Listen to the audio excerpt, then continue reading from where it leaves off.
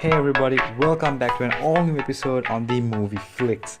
So, with that, we just watched Spider-Man Homecoming, and today we're going to be doing a review on Spider-Man Homecoming. So, Spider-Man Homecoming is one of the latest Marvel movies that just came out, and like always, it's a blast. From start to end, it is an amazing comedy adventure that really captures the heart and the spirit of the Spider-Man films and how it should be done. So, if you guys didn't like the Amazing Spider-Man franchise, or if you didn't like the Tobey Maguire franchise for some odd reason, well, this franchise, the Spider-Man Homecoming in the MCU, Spider-Man in the MCU, is the best one of the two, because they found a way to blend the Peter Parker and the Spider-Man aspect together, and it just brought a really amazing Spider-Man character. So if you weren't already sold on the Civil War appearance of Spider-Man in the Upward Battle, he does have a lot of screen time in the movie because it's his movie. You really will like him in this movie. So with that, let's talk about the plot.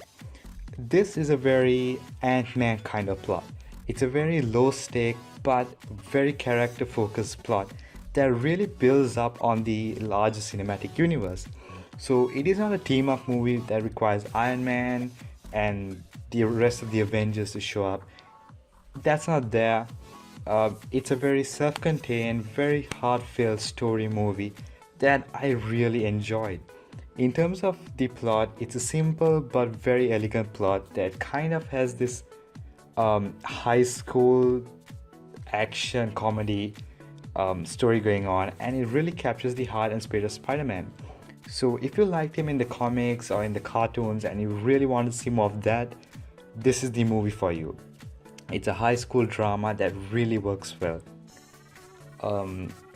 It's a very self-contained story, so you're not going to see a lot of Avenger big explosion action in this movie. It's very self-contained. It's like Ant-Man.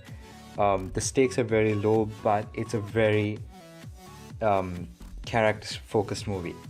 So with that, let's go to Tom Holland as Spider-Man. Again, he does deliver in this movie as Peter Parker and as Spider-Man, which I really liked and I really found intriguing and amazing. And every time Peter Parker was on set in the scene, I was really immersed with the way he was Spider-Man, and it felt like an authentic Peter Parker slash Spider-Man. Then we have Ned Leeds, who was a secondary character but is one of the most important characters to this story. And unlike the previous Spider-Man movies where he works alone, in this he's got friends, he's got people who know who he is, that being Ned Leeds, because you see it in the trailer. And I really liked the aspect and the way they were going with that. I really felt that was a really good move they did, because if you're a kid and if you had superpowers, you're not going to be keeping it to yourself and be all responsible and stuff. You're going to make mistakes, you're going to do crazy stuff, and that happens in this movie. Well, you watch it and see, it's really fun. So with that, we have Michael Keaton as the Vulture, who was a phenomenal villain, and he's probably one of the best Spider-Man villains, live action. And when it comes to the MCU as a whole, he's one of the better villains.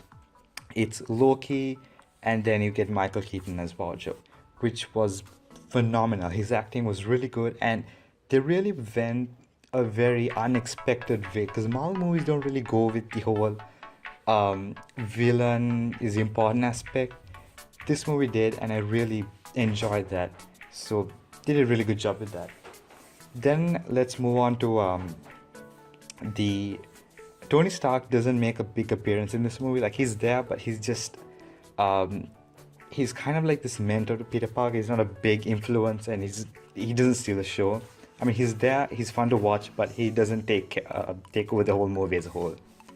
With that, Spider-Man Homecoming is a very self-contained, very heartfelt comedy drama that I really enjoy. And if you are a Spider-Man fan, you will love this movie. It's just such an emotional, fun movie that is really enjoyable from the start to the end, and we really get a good glimpse into the life of Spider-Man that none of the previous movies has ever done before. So I really enjoyed this movie, and I felt that Marvel Studios really wanted to do the best incarnation of Spider-Man that you've seen, and they really deliver on that. with that, guys, I really hope you enjoyed this review. This review was a spoiler-free review on Spider-Man Homecoming. We might have an Easter egg or a spoiler-filled review that might come sometime later on.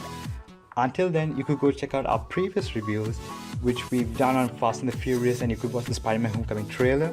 Until then, you could subscribe and watch our previous content that we've done. And until next week, see you.